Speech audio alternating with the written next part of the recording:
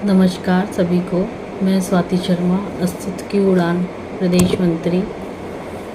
आप सभी को कृष्ण जन्माष्टमी की बहुत बहुत शुभकामनाएं। आप सभी हर्षोल्लास के साथ कृष्ण जन्माष्टमी मनाएं।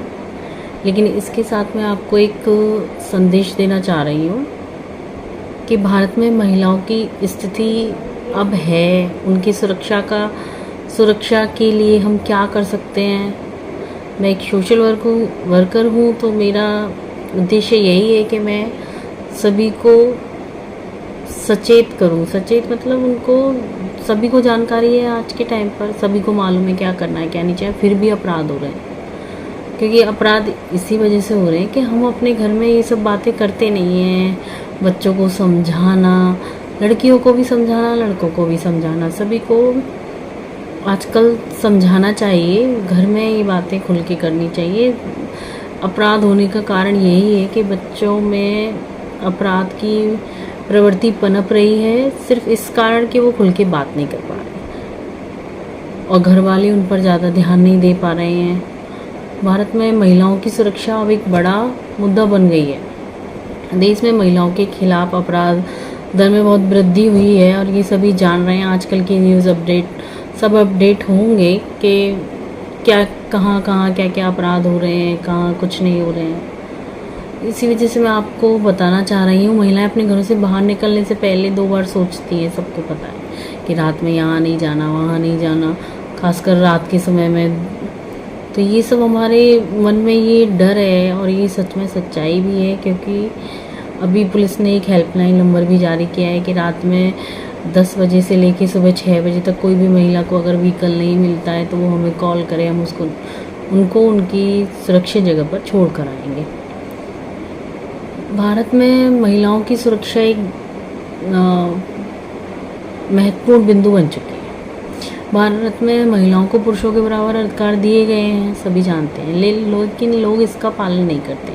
ये हमारे देश के विकास में योगदान देते भी नहीं हैं। डर के साए में जी रही हैं बहुत सी महिलाएं। गाँव में अभी भी मजदूर वर्ग की लड़कियों के साथ में बुरे कार्य किए जा रहे हैं, गलत कार्य किए जा रहे हैं। फिर उनको डराया धमकाया जाता है कि आपने अगर किसी से कहा तो आपको ये कर देंगे, आपके मम्मी पापा को मार देंगे, वो कर देंगे। आए दिन न्यूज़पेपर में आप लोग सब पढ़ रहे हैं।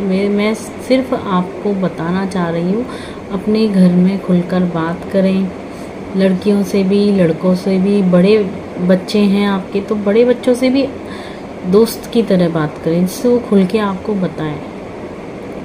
अगर कोई उन्हें डरा रहा है, धमका रहा है तो बताएं। अगर वो उन्हें कोई गलत राह दिखा रहा है तो भी वो आपको बताएं।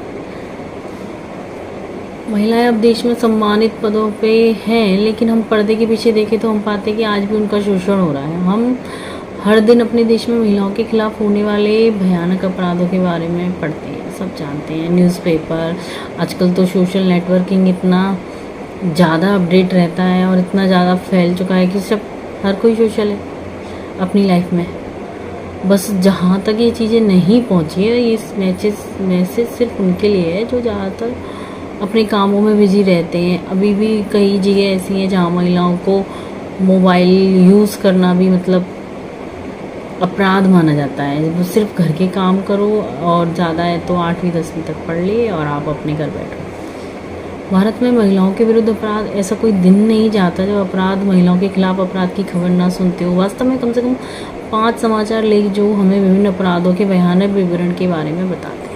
भारत में महिलाओं की सुरक्षा की स्थिति को देखना बेहद दर्दनाक है, खासकर ऐसे देश में जहाँ महिलाओं को देवी का दर्जा दिया है। नवरात्रि आती है, मेरे ख्याल से सभी लोग पूजा करते हैं लड़कियों की, देवी की, फिर भी अपराध हो रहे हैं। क्यों? क्योंकि ऐसी मानसिकता वाले लोग हैं कहाँ, अपने समाज में ही तो हैं, कहीं बाहर के थोड़ी हैं।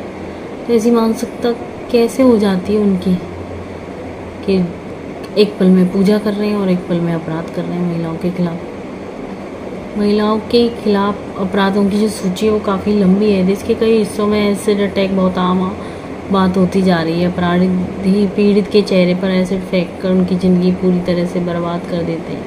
फिर भी भारत में एसिड अटैक से पीड़ित कई महिलाएं जो अपनी ज़िंदगी के लिए संघर्ष कर रही हैं, स्वतंत्र रूप से अपना जीवन जीने की कोशिश कर रही हैं, इसके अलावा घरेलू हिंसा, ऑनर किलिंग बहुत आम है। समाज के डर से पत्नी अपमानजनक रिश्ते में रहती है। परिवार अपनी प्रतिष्ठा बनाए रखने के लिए सम्मान के नाम पर अपनी बेटियों को मार देते हैं। इसी तरह कन्या भ्रूण हत्या भी एक आम अपराध है।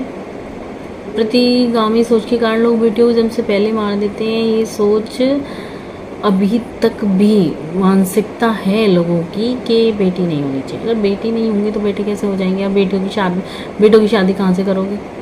बेटों की शादी भी क्या फिर बेटों से ही करोगे? और बेटी भी कहाँ से होंगे? ये सोचने वाली बात है ना भाई। बेटी नहीं होनी चाहिए, बेटी नहीं होनी चाहिए।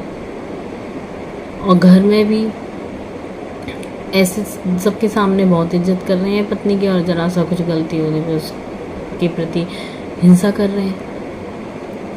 महिला सुरक्षा सुनिश्चित करने के तरीके, वैसे तो अपराधों की सूची बहुत लंबी है, लेकिन हम अपने देश में महिलाओं की सुरक्षा सुनिश्चित करने के लिए कदम उठा सकते हैं। सबसे पहले सरकार को सख्त कानून बनाने चाहिए, अपराधियों को तुरंत सजा मिले, फास्ट ट्रैक कोर्ट बनाने चाहिए ताकि पीड़ित को तुरंत न्याय मिले। यह दूसरे पुरुषों के लिए एक बेहतरीन उदाहरण होगा कि वे महिलाओं के खिलाफ अपराध न करें।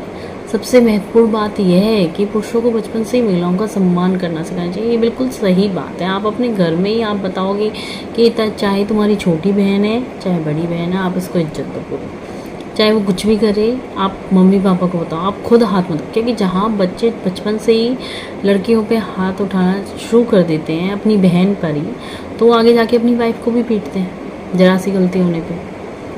तो ये सब चीज़ें सिखानी चाहिए। सबसे महत्वपूर्ण बात ये है कि महिला का सम्मान करना चाहिए, चाहे वो कोई भी हो, चाहे वो आपके घर पर काम करने वाली हो, चाहे वो आपकी